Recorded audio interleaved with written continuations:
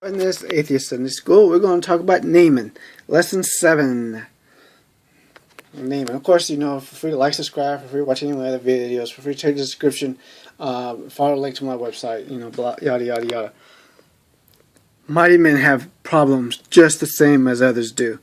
Yeah, but let's face facts though. Mighty men, those that with money, don't have the same problems as poor people. Not only because most of the problems revolve around money. Now we also got these idiot social justice warriors that have money trying to tell us people, if you're white, you're privileged. It don't matter how freaking poor you are because white people can't be poor and white people should shut up and all that stuff. I just can't stand these SJWs. Sorry, it's just an idiot politician I heard the other day, and I'm just sick of these social justice warrior types. White people shouldn't speak. White people this. White people are so bad and evil. Men are so bad and evil. Like, shut the hell up.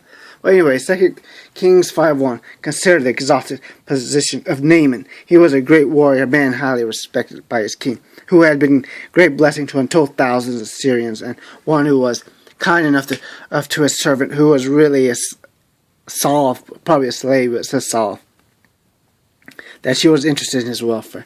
Wealth, fame, fine clothes, and exalted positions are not cures for a broken heart. But the fact that God blesses some does not mean they are all that God wants them to be. 2 Kings 5:1. Naaman had been blessed by God. Verse 1 says that God had especially used him to bring deliverance to the Syrians. With all of these blessings, he was still not what God would have them be. The world seems to think that the more wealth and fame they receive, the more it is an indication that God has blessed them and is satisfied with them. Yeah, John Hagee, a young Christian could be a blessing to a great general. 2 Kings 5:3. This young lady had been carried away as a slave to a strange land. The only teaching that she had was that which she had received at home prior to her abduction. She remembered enough that when the time came that she was the only Christian in the kingdom. You remember this. All these people, Abraham, all of them, they were Christians. According to Christians, they were all Christians. According to Muslims, these are all Muslims. According to Jews, they're all Jews. And who's right? Who do you think? Young Christian had the respect of the king. Consider what would have happened had this little Christian girl been frivolous, irreverent, or disobedient. Never would she have had the privilege of being the great blessing that she was. Because they think that all these people were waiting for Christ to come. Jesus Christ.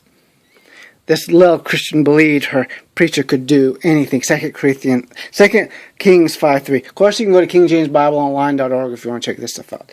She saw that her master had a loathsome disease. She had never seen a leper cleansed. At least we need have no record of there ever been others cleansed. We definitely know from Luke 4:27 that Naaman was the only Syrian ever cleansed. So we know that she had not seen Syrians cleanse of leprosy. She knew if this fellow could just get to my preacher would know what to do. The king hated the loss of workmen. 2 Kings 5:5. The king knew that in time to come, Naaman's disease would gradually run its course and would cause him to be less and less useful. When the king heard that there was a possibility of his great general being healed, he set out to arrange for his general to meet the prophet. What a beautiful example. A workman having the respect of an employer.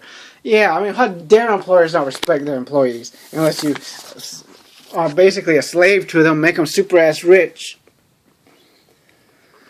The preacher did not say maybe. In 2 Kings 5:10, Naaman came to the preacher. The preacher said, "Go, and thou shalt be clean." The water of the Jordan River had no peculiar power. This was God's method of bringing Naaman to his knees and making him admit the superiority of God's way. The preacher had enough trouble getting Naaman to submit to the will of God and being as definite as he was. If he had ever said, I think that this might work, Naaman most certainly would not have dipped in the water.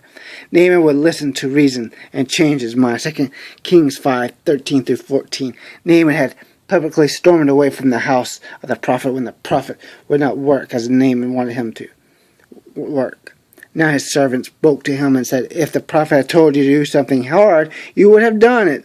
Could you not try to do something do a simple thing?" Naaman saw that perhaps he had been hasty. God's blessing brought a desire to show appreciation. In 2 Kings 5:15, he had brought thousands of dollars to give to the prophet. When the prophet refused to take the money, Naaman said, "From this moment forward, I will always sacrifice unto the Lord." Naaman knew the leprosy was cleansed. 2 Kings 5:15. We could elaborate here on great detail upon those who say that one cannot know that he is saved. Everything else that God ever did in the Bible, men knew had happened. The dead knew that they had been raised from the dead. The leper knew that he had been cleansed. The demonic knew that his demons had left him. The youngster who had been continually being thrown to the ground and falling in the fire knew now he could walk upright. Why do we suppose that if God lets everything else be known for a certainty, that we would have it guessed if we were saved? Yeah, that's right, Catholics and the rest of you guys. Naaman's disease was a type of sin. Sin, like leprosy, will destroy a person if left alone. When Nathan realized that his disease was going to destroy him, he took action. In other words, in order for Nathan to be healed, he had to be willing to do it God's way. In order for us to be cleansed from sin, we must do it God's way. Memory verse 2 Kings 5:14. Then went he down and dipped himself 7 times in the Jordan, according to the sayings of the man of God, and his flesh became again like unto the flesh of a little child, and he was cleansed. Thank you. Bye-bye.